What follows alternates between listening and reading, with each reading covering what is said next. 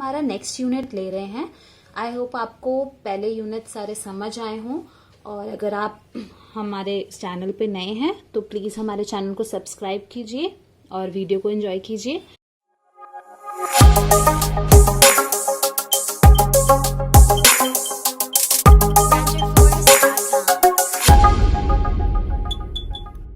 The Indian partnership act 1932, जब इसमें partnership की बात की गई है तो सबसे पहले समझते हैं कि पार्टनरशिप कब बोली जाती है। पार्टनरशिप तभी बोली जाएगी जब रिलेशन बनेगा पर्सन्स के बीच में, और उन 2 और मोर पर्सन्स के बीच में जब कोई एग्रीमेंट होगा। ठीक है, तो सबसे पहले बात आती है यहाँ पे 2 और मोर पर्सन्स, इनका एक रिलेशन बनता है। अब वो रिलेशन क्या होगा? जिसमें वो प्रॉफिट शेयर करेंगे बिजनेस। ये रिलेशनशिप होता है सारे पर्सन्स के बीच में जब हम उनको पार्टनरशिप बोलते हैं। लेकिन इसमें बहुत एसेंशियल एलिमेंट आता है एग्रीमेंट। तो एग्रीमेंट होना बहुत इंपॉर्टेंट है। इसके सारे पॉइंट्स के बारे में थोड़ा थोड़ा और पढ़ेंगे, लेकिन सिर्फ एक हेडिंग पढ़ लेते हैं अभी। एग्रीमेंट होना बहुत जरूरी है। ठीक है, सेकेंड पॉइंट आता है शेयर द प्रॉफिट, जो अभी हमने बात करी, ये बहुत इंपॉर्टेंट है। और तीसरी चीज आती है कि बिजनेस को कैरी कौन करेगा, कैरिड ऑन बाय ऑल। ठीक है, या फिर एनी ऑफ देम, उनमें से कोई भी, एक्टिंग फॉर ऑल, उनमें से कोई भी बाकी लोगों को भी प्रेजेंट करेगा। ठीक है, इसके बारे में थोड़ा सा और पढ़ते हैं और समझते हैं। एग्रीमेंट की जब बात की जाती है तो ये बहुत इंपॉर्टेंट है कि जो भी पार्टनरशिप बने वो एक कॉन्ट्रैक्ट से अराइज हो। ऐसे ही कोई आके बोलते कि चलो हम पार्टनरशिप स्टार्ट करते हैं, हम लोग पार्टनर्स हैं आज से, ऐसा नहीं होता। एक प्रॉपर फॉर्म होती है, तो it must be arise from a contract. और ऐसा नहीं है कि वो एक स्टेटस से आए। ये स्टेटस की बात अभी समझते हैं सेकेंड पॉइंट से। Distinguishable from HUF। HUF मतलब हिंदू अनडिवाइडेड फैमिली। ये डिफरेंट है फ्रॉम HUF। क्या बोला गया है? अब नॉट फ्रॉम स्टेटस की बात भी आ जाती है कि जो HUF होते हैं, हिंदू अनडिवाइडेड फैमिली में जो भी मेल हेड होता है फैमिली का, वो बिजनेस वो संभालता है और वो हेड बन जाता है। ठीक है, लेकिन यहाँ पर जब भी पार्टनरशिप की बात की जाती है तो वो सिर्फ एक कॉन्ट्रैक्ट से ही अराइज हो सकता है, एक स्टेटस से अराइज नहीं हो सकता। ठीक है, यहाँ पे जो नेचर ऑफ पार्टनरशिप हम वो कह सकते हैं कि वॉलंटरी है और कंट्रैक्चुअल है। यहाँ पर HUF में क्या होता है, जो हेड होगा उसी को संभालना पड़ता है, तो कोई वॉलंटरली एक्ट नहीं है। लेकिन पार्टनरशिप एक वॉलंटरली एक्ट है और कंट्रैक्चुअल है। ये ओरल भी हो सकता है और इन राइटिंग भी हो सकता है। ठीक है, सेकंड पॉइंट हमारा क्या था? Sharing of profit. जब भी बिजनेस का एग्जिस्टेंस होगा वो तभी होगा जब आपका इंटेंशन हो कि आपने बिजनेस किस लिए करना है, प्रॉफिट कमाने के लिए। अगर आपका ऐसा कोई इंटेंशन नहीं है, इसका मतलब कोई पार्टनरशिप नहीं हो। ठीक है, एग्जिस्टेंस ऑफ बिजनेस की बात की गई है कि वो बिजनेस क्या होना चाहिए, ट्रेड, ऑक्यूपेशन और कोई भी profession.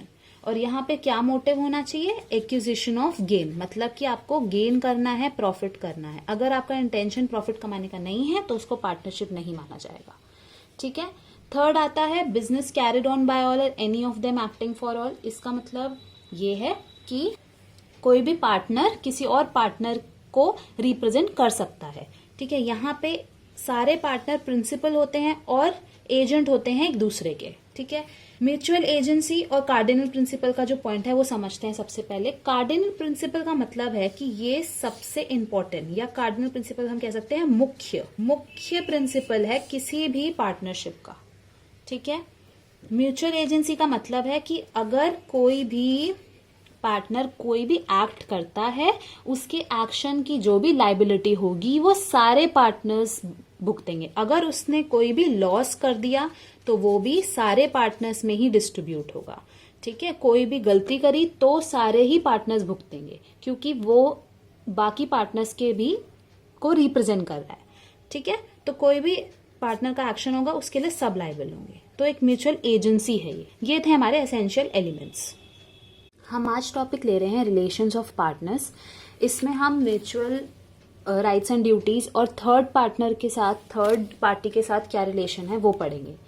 Mutual rights and duties तब अराइज होती हैं जब भी पार्टनरशिप बनता है बाय एन एग्रीमेंट, उसमें डिफाइन होता है कि सारे पार्टनर्स को म्यूचुअली सारा बिजनेस संभालना है, जो भी लॉस प्रॉफिट है सब कुछ शेयर करना होगा, और जिस चीज के लिए भी एक्शन वो कर रहे हैं, कोई भी उनके ट्रांजैक्शन, उनके लिए उसके लिए सारे पार्टनर्स लायबल होंगे। ठीक है, यहाँ पर ये कॉन्ट्रैक्ट में लिखा होता है, कहीं कहीं कॉन्ट्रैक्ट्स में ये मेंशन होता है कि कोई भी पार्टनर अगर कोई बिजनेस कर रहा है तो वो कोई और बिजनेस स्टार्ट नहीं कर सकता, मतलब पार्टनरशिप फॉर्म में है अगर, तो वो कोई और अलग बिजनेस अपना स्टार्ट नहीं कर सकता। ये यूजुअली हर कॉन्ट्रैक्ट में मेंशन होता है। जो म्यूचुअल राइट्स हैं, हम राइट्स देखते हैं सबसे पहले, उसके बाद ड्यूटीज देखेंगे। राइट्स में सबसे पहला राइट आता है to take part in the conduct of business. यहाँ पर जो भी बिजनेस कर रहा है, कोई भी उसका कह सकते हैं हम डिसीजन ले लीजिए, अगर डिसीजन मेकिंग बात हो रही है तो यहाँ पर सारे पार्टनर्स का हक बनता है कि वो उसमें पार्ट ले। ठीक है, डिसीजन एक एग्जाम्पल है, ऐसे बहुत सारे कंडक्ट्स होते हैं बिजनेस के। सेकेंड राइट है टू बी कंसल्टेड। अगर कोई भी डिफरेंस अराइज हो जाता है पार्टनर्स के बीच में, तो जो भी मेजॉरिटी कहती है उस हिसाब से चलता है। ठीक है, और बाकी पार्टनर को मेजॉरिटी की बात माननी पड़ती है। अगर कोई डिफरेंस अराइज हो जाता है तो भी बाय वोटिंग या बाय कोई भी डिसीजन लेने के लिए अगर बीच में लड़ाई हो गई तो मेजॉरिटी की बात दूसरे पार्टनर को माननी पड़े। ठीक है, उसके बाद है right to access to books. Right to access to books का मतलब है कि जो भी बिजनेस की बुक्स हैं, जो भी अकाउंटिंग बुक्स हैं, वो एक्सेस करने का राइट होता है हर पार्टनर के पास। राइट टू रेम्यूनरेशन, ऐसा होता है कि यूजुअली जो पार्टनर्स होते हैं उनके पास ये राइट, मतलब रेम्यूनरेशन नहीं मिलता है पार्टनर्स को। जैसे मैनेजर होता है अगर पार्टनरशिप फर्म का, तो उसको रेम्यूनरेशन मिलता है, उसको हम एज अ पार्टनर तो गिनते नहीं है, लेकिन जो पार्टनरशिप फर्म में पार्टनर्स होते हैं उसको रेम्यूनरेशन नहीं मिलता। लेकिन अगर एग्रीमेंट में, उनको हम बोलते हैं एक्सप्रेस एग्रीमेंट, अगर वहां पर मेंशन है कि रेम्यूनरेशन मिलेगा तो सारे पार्टनर्स को राइट है कि रेम्यूनरेशन मिले। ठीक है, ये सेक्शन 13A के under. Right to share profit. Right to share profit, अगर कोई भी प्रॉफिट होता है तो जो भी उनका प्रॉफिट शेयरिंग रेशियो होगा उसमें पार्टनर्स को प्रॉफिट शेयर का राइट है, हर पार्टनर को। इंटरेस्ट ऑन कैपिटल, ये भी ऐसा ही है कि जो इंटरेस्ट ऑन कैपिटल है ये अलाउड नहीं होता है, बट अगर एक्सप्रेस एग्रीमेंट में मेंशन है तो 6% पर एनम के हिसाब से interest on capital her partner को मिलेगा।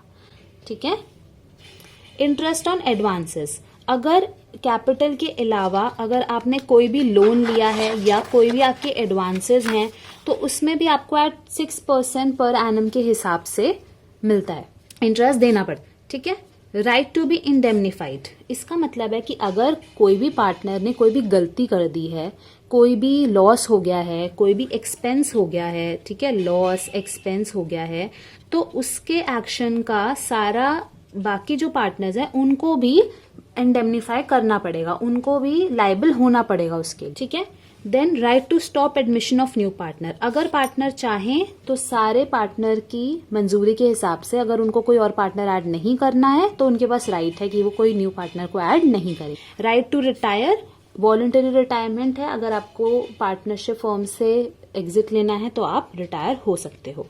ठीक है, राइट नॉट टू एक्सपेल्ड, ऐसा नहीं है कि अगर बाकी पार्टनर्स चाहें तो एक पार्टनर को बोलेंगे कि आप निकल जाओ, ऐसा नहीं है। हाँ, अगर उसमें बिजनेस का कोई बेनिफिट है, अगर बिजनेस का कोई बेनिफिट है तो हो सकता है कि वो पार्टनर कहे कि चलो ठीक है मैं निकल जाता हूँ पार्टनरशिप से, लेकिन ऐसे ही आप एक्सपेल नहीं कर सकते किसी भी पार्टनर को। अगर वो गुड फेथ में है तो बात अलग है।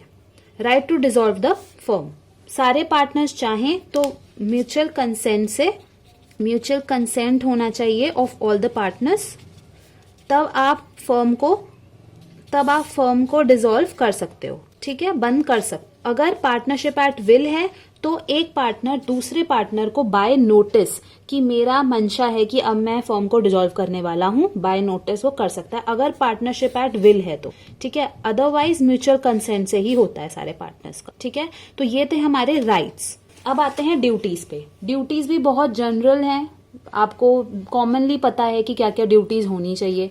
सबसे पहले है general duties of partner. General duties of partners में क्या क्या आता है कि भाई वो गुड फेथ में काम करे, ठीक है, कोई भी फॉल्ट या कोई भी फ्रॉड ना करे किसी से भी, ठीक है, कोई भी पार्टनर के साथ जो भी डिसीजन लिया जाए उसको अच्छे से निभाए, कोई भी जो भी कंडक्ट है बिजनेस का उसकी ड्यूटी है कि वो उसको अच्छे से कंडक्ट करे ताकि सारे बिजनेस को, सारे पार्टनर्स को benefit. To indemnify for fraud और विलफुल नेग्लेक्ट, ड्यूटी है आपकी कि अगर किसी पार्टनर ने कोई एक्सपेंस या लॉस किया है तो आप उसको जस्टिफाई करो, उसको, उसके फ्रॉड को इंडेमनीफाई करो, और सारे पार्टनर्स लायबल हैं तो सारे पार्टनर्स को उनका साथ देना होगा, ये आपकी ड्यूटी है। Stand by with your partner, okay, stand with your partner.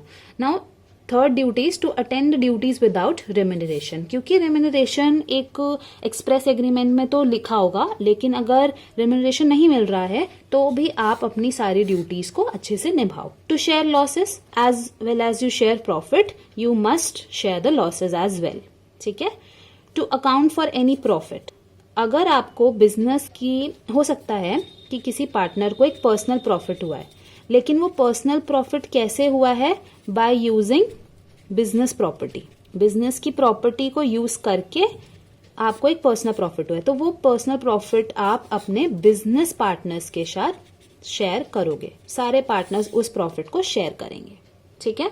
तो ये थी हमारी राइट्स एंड ड्यूटीज, ये हमने पढ़ा म्यूचुअल राइट्स। अब हमारा थर्ड पार्टी के साथ क्या रिलेशन होता है, क्योंकि हमारे डेफिनेशन में ये डिफाइन है पार्टनरशिप एक्ट में, एक्टिंग फॉर ऑल वाला पॉइंट जो हमने पढ़ा था कि business carried on by all or any of them acting for all, ये पॉइंट हमने पढ़ा था। इसमें हमने दो चीजें पढ़ी थी कि जो एक पार्टनर होता है वो एक एजेंट भी एक्ट करता है और एक प्रिंसिपल। इसमें सेक्शन 18 ने ये क्लैरिफाई किया है कि एजेंट और प्रिंसिपल में एक फर्क होता है। जब वो प्रिंसिपल की तरह एक्ट करता है तब वो अपने लिए भी एक्ट करता है, act for himself and his own interest, मतलब उसका खुद का इंटरेस्ट भी होता है उसमें, in the common concern of the partnership, कि भाई पार्टनरशिप फॉर्म को भी बेनिफिट हो और उसका पर्सनल बेनिफिट, तो तब वो प्रिंसिपल कहलाता है।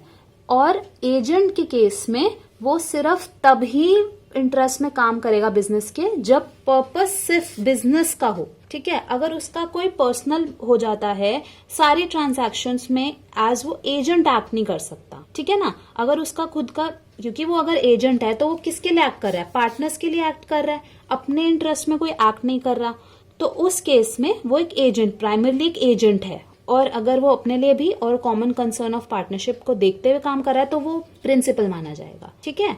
और सिर्फ एजेंट तभी होगा जब पर्पस ऑफ बिजनेस हो। तो हम ये कह सकते हैं कि एक एजेंट सिर्फ कई ट्रांजैक्शंस में हम उसको बोल सकते हैं for a partnership, her transaction में वो अप्लाई नहीं होगा, उसका कोई एक्ट अप्लाई नहीं होगा कई ट्रांजैक्शंस में, ठीक है। तो ये था रिलेशन ऑफ पार्टनर्स। यहाँ हमारा ये टॉपिक खत्म होता है। आई होप आपको समझ आया हो।